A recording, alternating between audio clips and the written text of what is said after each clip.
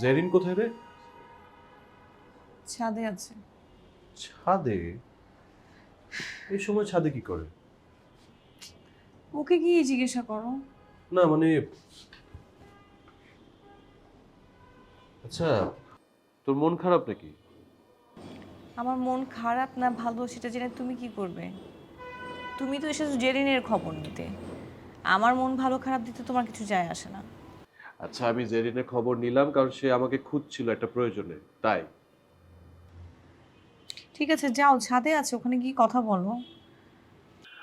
আহ, না থাক, ওর মনটা ভালো নেই, ও ছাদে হাঁটছে, হাঁটুক, ওর ভাল লাগবে। তার চেয়ে বরং আমি তোর সাথে বসে গল্প করি।